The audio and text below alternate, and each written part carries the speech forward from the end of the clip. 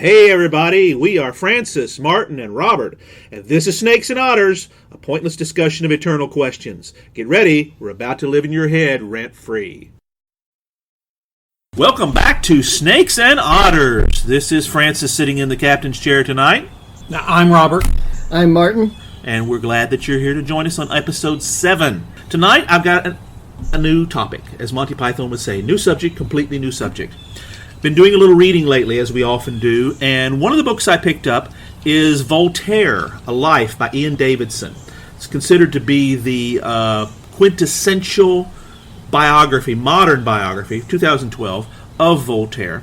And it's somebody that I just kind of lucked into finding out about. The more I read, and you can start at Wikipedia, actually, and it's very complete, and I discovered something about him that is probably not well known. If you know anything at all about Voltaire's life, you'll find out that he was an enormously prolific writer. We know of his work Candide, which is a novel. It's probably his most famous. But the man wrote 20,000 pages and was a rock star in his own time. At the end, 75 years he lived, and it has been said that the 18th century, the 1700s, was the age of Voltaire. And the reason for that is because he was a dramatist, he was a poet, he was an author, but mostly he was a philosopher. He was somebody who espoused what we would come to know as the Enlightenment.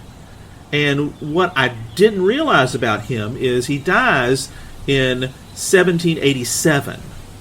And this is 2 years after Benjamin Franklin, meets him.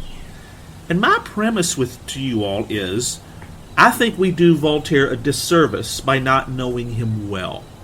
I think he is the father, philosophically speaking, of what we understand today as the American political character. By that I mean, Voltaire, during his life, and we'll talk about it as we go along here, he is the first person to quantify the concepts of freedom of religion, freedom of speech, freedom of the press, and separation of church and state, among many other things. These are all enshrined in the American character after 200 years. I mean, they are in the Bible. Civil liberties, basically. You can put it all together. All of our civil liberties are Voltaire. He's the first person to write these down and make them popular. And I want to explore that tonight. What are some thoughts? Well, sir, I'm so excited for this topic that it borders on sexual arousal. Oh, my God.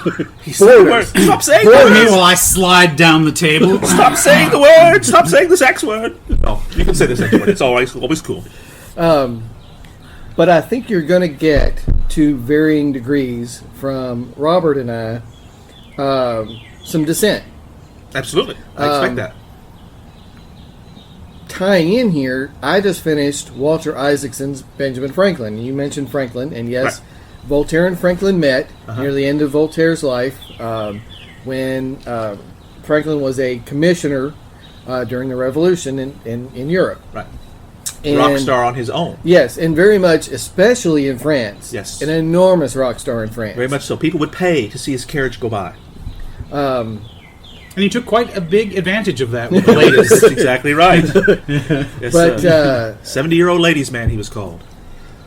Voltaire is undoubtedly influential. Yeah.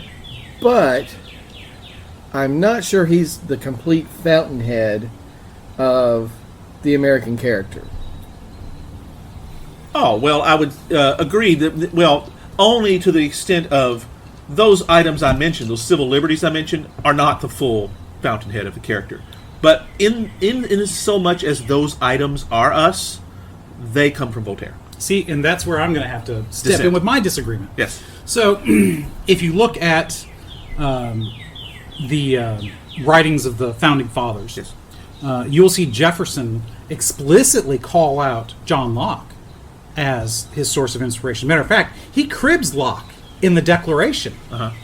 So, and he's not the only one. Others in that Virginia circle, right, which is where most of all this stuff started and what have you. They were the movers and the shakers, rather. They didn't start, but they were the movers and the shakers. And a good number of them, they mention Locke. Not so much Voltaire. Now, you are right about one thing for sure. He was a big deal. Yes. He corresponded with Catherine the Great of Russia. As a matter of fact, as soon as he died, she bought all of his works. That's right. Russia has the library of Voltaire. That's how important he was to her. That's right. And he also worked for Frederick the Great. Yes. Which is, almost unbelievable. To be honest, to be a Frenchman as he was, he is so influential because he was exiled into Britain, loved the British, loved their life, only because there were freedoms there as a constitutional monarchy that that France at the time could care less about. Yes, and very much. That's part of the Voltairean charism, if you were, is he's experienced all these things at the height of power in Europe of the 1700s. Basically, those four that we've mentioned are, other than Spain, which I'm not sure you can even count at this point. Spain was a declining power. Exactly, very much so. You're talking about he has experience in all of these, and he's basically calling them all out and saying, this is good. This Hobbesian constitutional monarchy you've come up with in England is good. The reason he loves Germany is because it's Protestant. Yes. He wasn't even really Protestant himself. Not at all. Deist. He's a deist. But he refers to our Christian religion. The man, we talked about it beforehand. The guy he's all over the map. Very much with so. his opinions. Almost schizophrenic. Which is probably schizophrenic is a good way to put it. And with that's so why, much output, again, that's it. You're talking about somebody that wrote for, 50-some years. That's correct. Almost continuously. And was read. Yeah. Because he's bouncing from jumps. country to country, the more he's performed and the more he's read, the more his star rises. He's a little prickly. There's no question as to that. He ends up he gets sent to the Bastille twice in France, basically for his speech, for his speaking. And that, I think, is one of the foundational moments. He ends up getting exiled to Britain because he won't shut up. He dares to criticize the French king, Louis XV. And that's why he finds himself, he doesn't have any love for being French because France doesn't love him back. He wants that, but he doesn't get that. That's why he's willing to go work for supposedly an enlightened monarch, which is Frederick the Great, in Prussia at this time. Although, because he even writes a letter to Frederick saying, the best thing you could do is to outlaw the Christian religion, because everybody that thinks will love you for that. And that's, but Frederick was not wanting to go that far. Yeah, but at the same time, Voltaire is a creature of his circumstance. France, very much so. France is the place where Catholicism is intertwined with power structure. Correct. The most in Europe, probably. Well, Spain too. Yeah. That's correct, but Spain, as you said, is in decline at this point. Power, yes. And it is basically, you might even say, attempted to be a vassal state of France. Of course, which didn't succeed well. Well, at this time, I think you could make the argument that the church and the government is intimately intertwined in all of the Catholic states. Yeah. Right. Austria-Hungary, wherever the Habsburgs are. Right. Spain, France. In France, in particular, well, the cardinals have ruled so heavily there. Well, it's part of the national estates. I mean, it's like having, if our government had 3 houses in the legislative branch, and one of those houses was priests, because it is part of the national estates, right? And so there is a strong clerical presence, and then a strong reaction to that, and that's again 2 years later when they. Well, I guess a little more when they start chopping people's heads off. That's right. It's an anti-clerical, very much so, revolution. Because Voltaire was the intellectual father of the revolution, because the people had become so enamored with his ideas of freedom of religion, freedom of the press, freedom of speech, separation of church and state. Now, every one of those, I will submit, is because he's a self-centered bastard. There's truth to that. Absolutely. There's no question. Every one of those benefits him specifically. Well, he has been tormented by their absence. The only reason he's been tormented is because those things are not in place to protect him.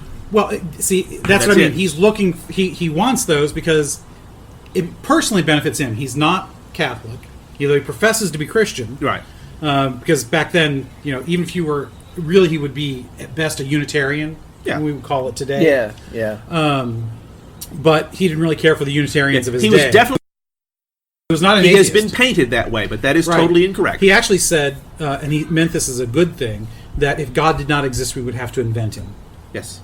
And that is actually wasn't meant as a knock against God and religion. But anyways, but because of that, he was not tied into the faith of his country. He wanted freedom of religion. Right. Because he wanted to be able to say whatever he wanted freedom of press. Right. What are the other two that you... Freedom of speech. And freedom of speech. Yeah. Speech and press for him are going to be the same thing. That's exactly right. One is global, the other is individual. Yeah, and what was the fourth then? Separation of church and state. Which again ties back to freedom of religion for him, because he didn't want, because he was not part of the power structure. Right. He wanted to separate that. That's correct. Because he believed, he was a rationalist. Yes. Very much so. And he believed that if you should have the ability to rationally think about anything that you want and do it. And if you're not able to do, if that conflicts with the religious orthodoxy of the time, then you should still be permitted to do it.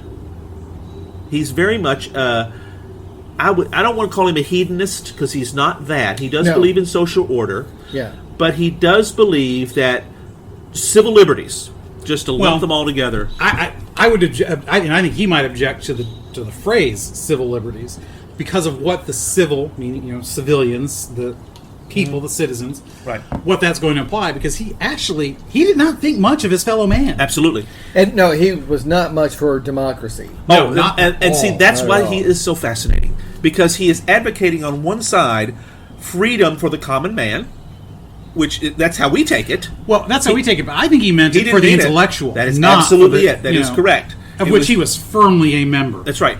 Only those who think deserve to be, shall we call that a thinkocracy? There's a better word, but that's kind of what we're talking about here. He believes those who can think, those who are intellectually superior.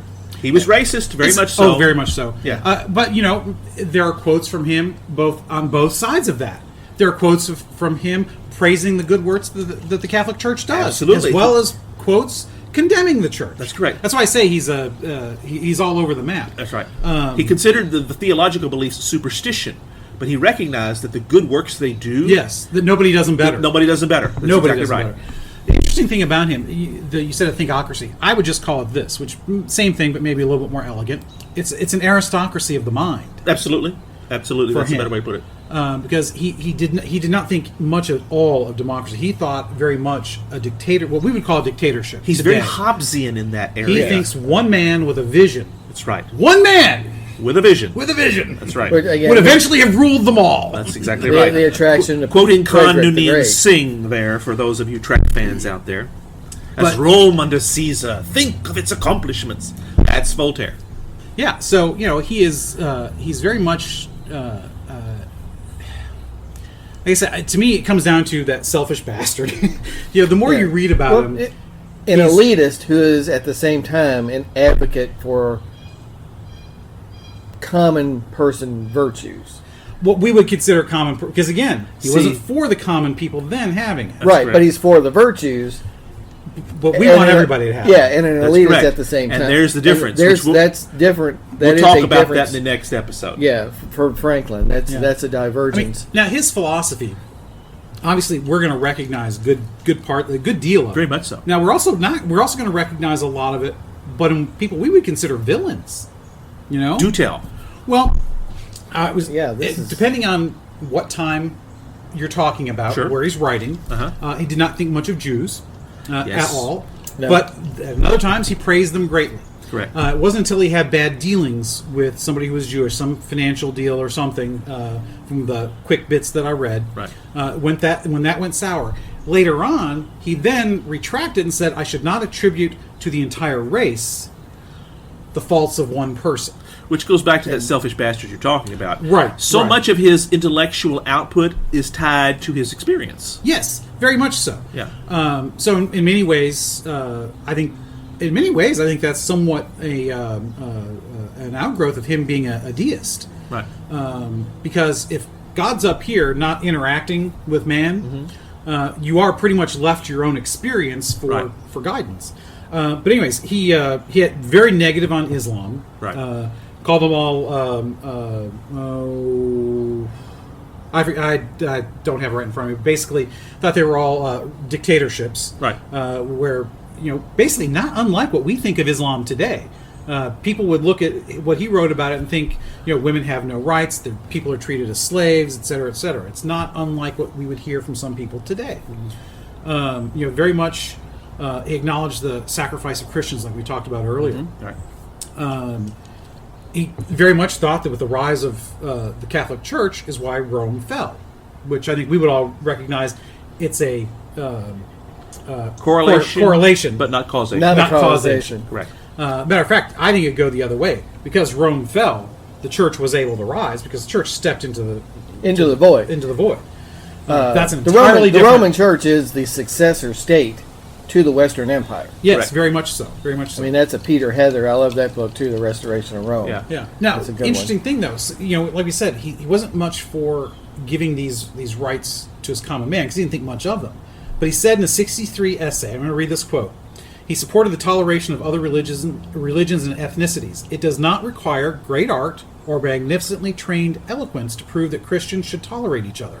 I, however, am going further. I say that we should regard all men as our brothers. What? The Turk, my brother? The Chinaman, my brother? The Jew? The Siam? Yes, without doubt. Are we not all children of the same Father and creatures of the same God? See, there's his genius. But it is so at odds with so much else. That's correct. But it's That's right. classic deist thinking. That's correct. Yes. And it's the Enlightenment is attributed to Voltaire. If you had to pick one, it's kind of like if everyone else was like my high school teacher taught us about literature. He says if everyone that ever did it was a charlatan and there could only be one who was true, who would that be? In this case, for this subject, it's Voltaire for the Enlightenment. He was speaking of literature, and he said Dante was. But undoubtedly, Voltaire is building on... Yes, he stands on the shoulders of giants before him. Hobbes, and Locke, and Hume. But again, he is tied hugely into British thinkers. Correct. I think he even meets Adam Smith at one time. And so I think so does Franklin. Right. Voltaire's great strength in many ways is the fact that he doesn't die for a long time. Yes, he was 83 when he died. 83, and this is unheard of. Yes. Unheard of. That's a good age today. That's exactly right. And it was amazing that he remembered Louis XIV and served through the 15th and was still there when the 16th was reigning. He saw three kings. He met all the crowned heads of Europe and was, by the time he died, he was, as I said, the rock star. It's only because he lived so long and put out such an amazing output that came about. Yeah. You could very much, to use a good football analogy, you could say he picked up the ball and ran with it. Like I said, he stood on the shoulders of others before him. He was far more articulate. His articulation, I think, is why he's given that title of and I think he Father spoke of the Enlightenment on more subjects. Yes. He was much broader from what I can tell. He was able to take the philosophies of some and apply them broadly to so many subjects. And I think that's why. But, it's something that we as Americans ignore at our peril. I think so much of... Because he lived so long and wrote so much, Voltaire gives these truths, these virtues that we value so much, an enormous amount of discussion and creation and polish and meditation and all those things that, by the time we get it, it's pretty much established this is the right way to be, but we often unquestionably take that. But is he ultimately a huge failure? Even with all of this thought, he essentially affects no political change in France. None. At the time. It depends on. Are you going to lay the intellectual feat of the revolution at his feet? I don't know if the revolution is an intellectual feat. No, you got to remember the French Revolution is a class that is against correct. Class thing. That is correct. It's basically peasant revenge for being shit on by the clerical class and the monarchs. elite, and the monarchs. Elite class. That is true, but one of the reasons, but the entire concept of liberté, égalité, fraternité, republic comes from the fact that we wish basic freedoms like freedom of speech, freedom of assembly, freedom of religion. Not so much freedom of religion because they're all Catholics. They don't really care about that. But toleration of other religions. Of others. Yes. That's correct. And see, that's why I'm thinking that he was not the political father of the revolution. And in many respects, it was almost inevitable based on the politics of the time. I would say, if you want to give him any credit, it's not for the revolution. It's at least not the first one. You can maybe give him credit for the revolutions that followed. France had more than one revolution. Right. You had the revolution, which is basically, like you said, the peasants rising up. A peasant uprising. Yes. England had these same things happen, but they had never succeeded. Yes. They were only brief. Jack Cade's rebellion, rebellions during the Wars of the Roses. There's Wat Tyler, all these rest of them. They're popular uprisings, but they are crushed. During the War of the Roses, that was probably the closest they got, and they almost pulled it off, but they were crushed pretty quickly. Yeah, I mean, in France, they didn't happen. Well, that's because in France you only have to take one city. Well, that's correct. He who rules Paris rules France. Jack Cade almost did it. Took London during Henry VI's reign. And it's only because they were able to hold it. It may have gone differently. I don't think so. I don't think he ever had a chance. Well, Voltaire might be a philosophical father of the revolution, but yeah, I think you're right. Not a political father. Exactly. Because it's too complicated. Yeah, I mean, once it starts out as this, well, we're going to get rid of the king and be a republic, and then it descends into the Directory and the terror, and chopping everybody's heads off, and then you've got to come out on the other side with the consulate. That's right. And eventually you're right back where you started. That's right, with an empire. An enlightened despot. Another enlightened despot. Who was apparently more enlightened because they were willing to, they not only tolerated him, they loved him.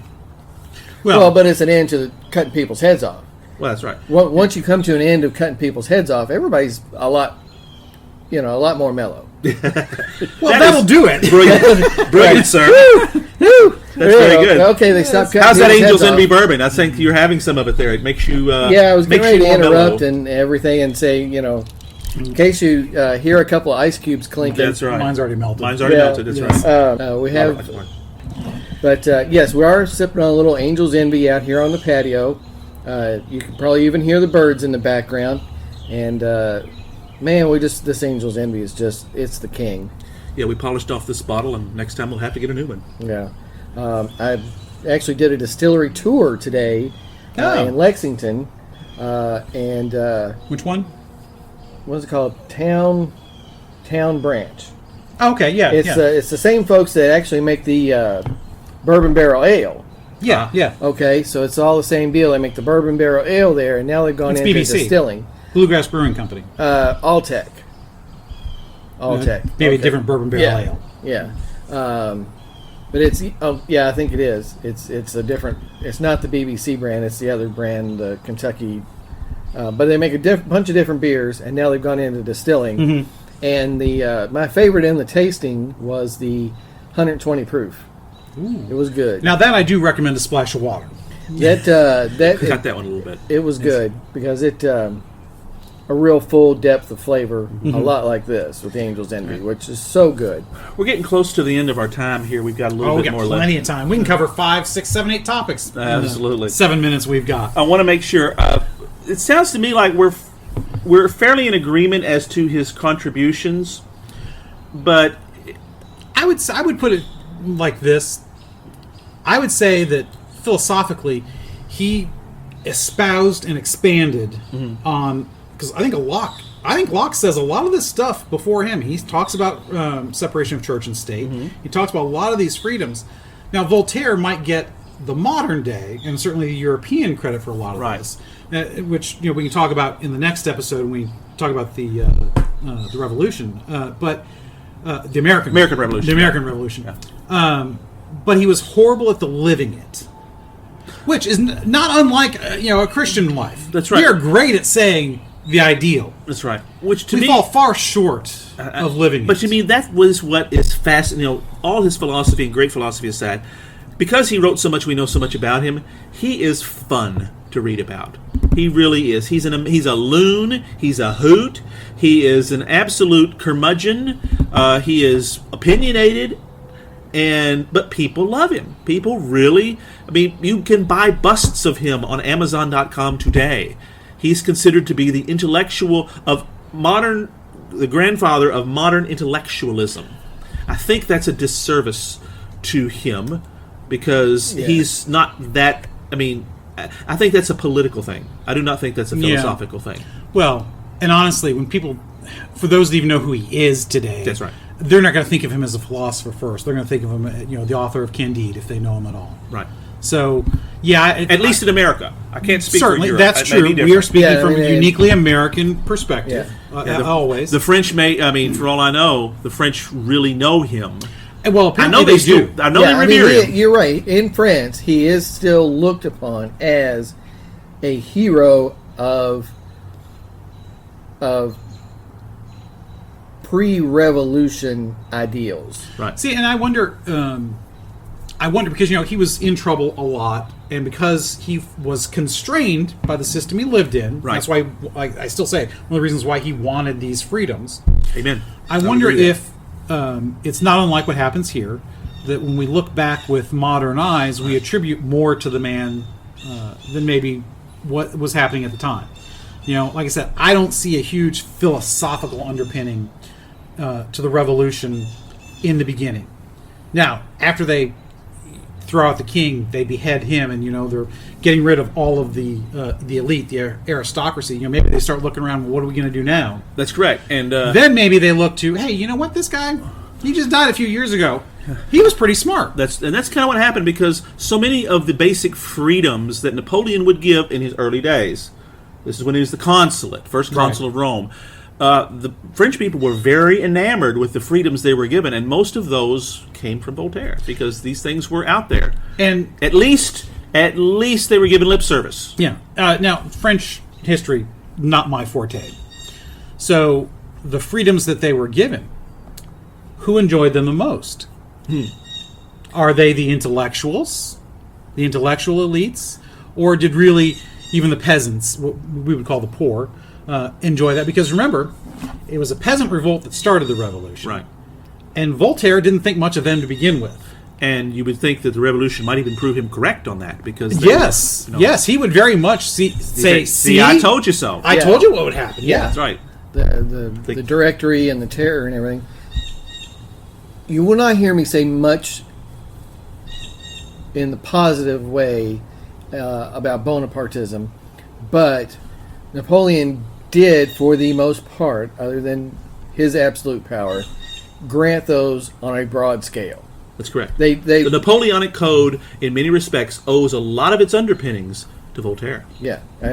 They really did begin to have where every person in the country had value before the law under Napoleon. That's Again, right. I'm not going to be the one sitting here singing the praises of Bonapartism, which is unheard of in French society. Well, whereas England, European society, that's right. England was already doing that. Well, not to the extent that we would do. They were working towards what we would consider proper today. Yes, French certainly had no experience of it, because everybody standing equal before the law, that is such a modern thing. Now you might have had during the height of the Republic of Rome and maybe some of the emperors some of that standing. Yeah, but it was limited. You had some limited examples of that in Greece. You had to be patrician to be able to really get much of that. There's equality, and then there's equality. That's right. Yeah. Having equal standing before the law is a huge thing. It is, in my opinion, one of the first marks of a civilized society.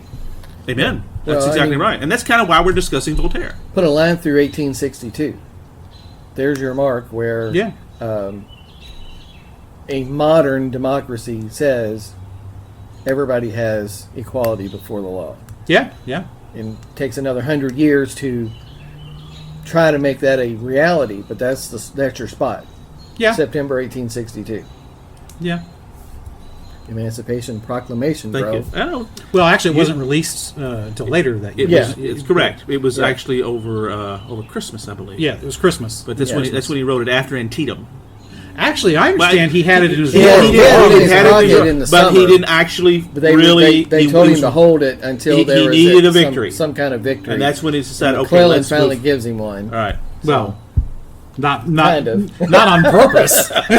Well, Yeah, because he brought there's in another military leader. We're not going to be singing too many praises. That's of. right. No, Well, no. the reason he loses so many battles is because he brings himself to to the them. party, Yes. We are just right at time, gentlemen. Any last final thoughts before we close out? The man was an intellectual giant, but pardon my French, no pun intended. He was a dick. I mean, he really was a agree. jerk. Okay, well, we've already called entire nationalities that, so don't be shy. Well, that's true. That's true. But I mean, you're right. He is fascinating in that sense. His intellectual prowess in the 18th century is phenomenal. It is. Just by the scope of what he wrote. And to be able to reach so many people across a continent at that time right. is pretty amazing. Because you're right. I mean, he was a rock star for that time. That's correct. And everybody knew who and he he was. never Everybody. held any political power whatsoever. And yet, popularly, he's amazing. And I think maybe that's kind of the start of this revolution that we're going to talk about in the next episode. Yeah, well, so we got some meat on the bone for next episode. Amen. Then. All right. That'd be great. Join us next time, folks, when we're going to talk a little bit more about the philosophical underpinnings and about Franklin and the American Revolution and how this works. Thanks for being with us here every week at Snakes and Otters, a pointless discussion of eternal questions. Be sure to spread the word on your social media accounts. Follow us and retweet us. We are on Instagram and on Twitter at Snakes and Otters. Let your friends know that they can find us on Podbean, Spotify, Stitcher, iHeartRadio, Apple Podcasts, and on YouTube.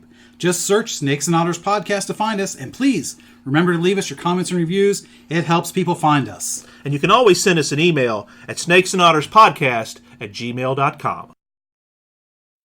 I'm Martin. I'm Robert. And I'm Francis. Catch us next week. Same snake time, same otter channel.